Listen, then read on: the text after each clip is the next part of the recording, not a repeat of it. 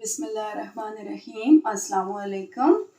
हमारा आज का टॉपिक है distributive pronoun. This is one of kind of pronoun.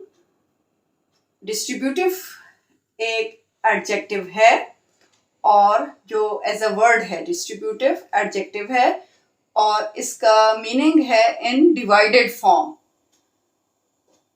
It refers to persons or things one at a time. ये persons लोगों की तरफ, अशखास की तरफ या चीज़ों की तरफ एक ही वक्त में इशारा करता है या बताता है। जैसे कि है Each of us has won a prize. हम में से हर एक ने प्राइज जीत लिया। तो each का मतलब होगा हर एक। Neither of them is honest. उनमें से कोई भी ईमानदार नहीं है। तो neither का मतलब हो जाएगा कोई भी नहीं। Each is used to denote every one of a number of persons or things. Each का मतलब होता है कि हर एक को अशखास का, लोगों का नंबर या चीज़ों का नंबर टेकन सिंगली, जिन्हें सिंगल तौर पर, वाहिद तौर पर लिया जाए। ईदर टू डिनोट वन और the other of the to. इधर जाहिर करता है जी एक, या अदर ऑफ द टू दोनों में से कोई एक।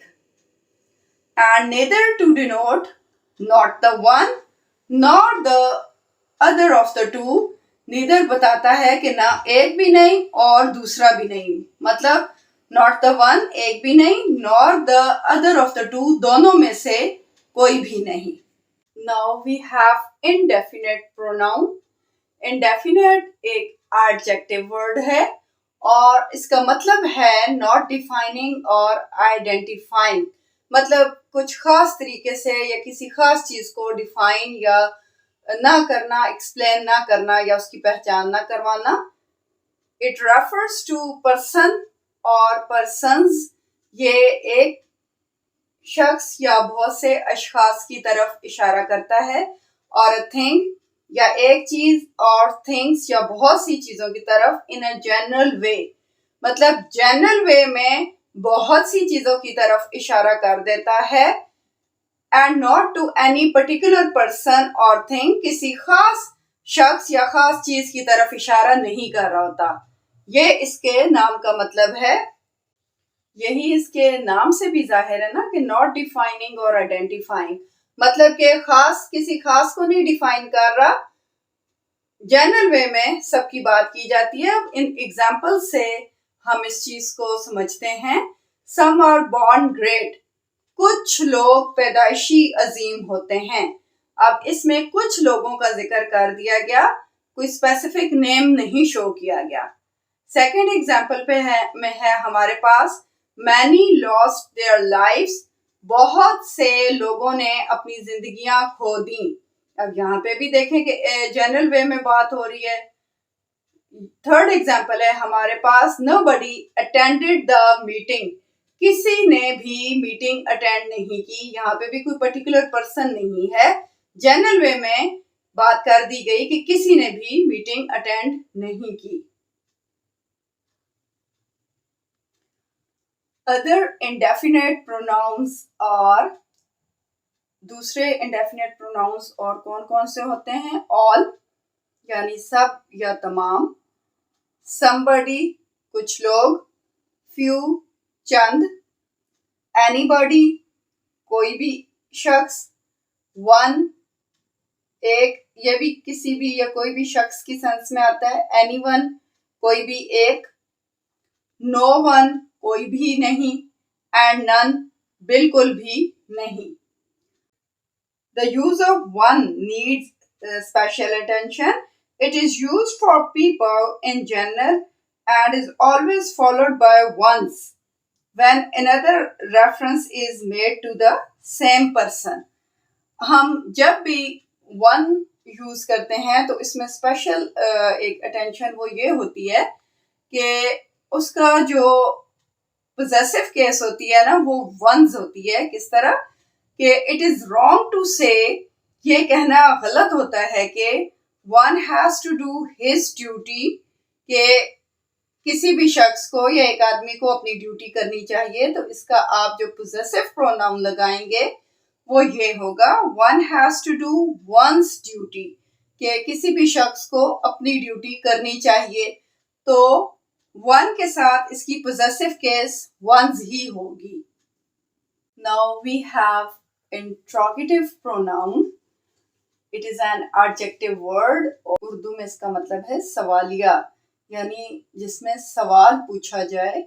प्रोनाउंस में हमने डिफरेंट काइंड्स डिस्कस की हुई हैं, तो हर एक डिफरेंट वर्ड है, जैसे कि इंडेफिनेट अलग हैं और डिस्ट्रीब्यूटिव अलग हो गए, रिलेटिव अलग हो गए, तो इसी तरह इंट्रोगेटिव प्रोनाउंस भी होते हैं हमारे पास।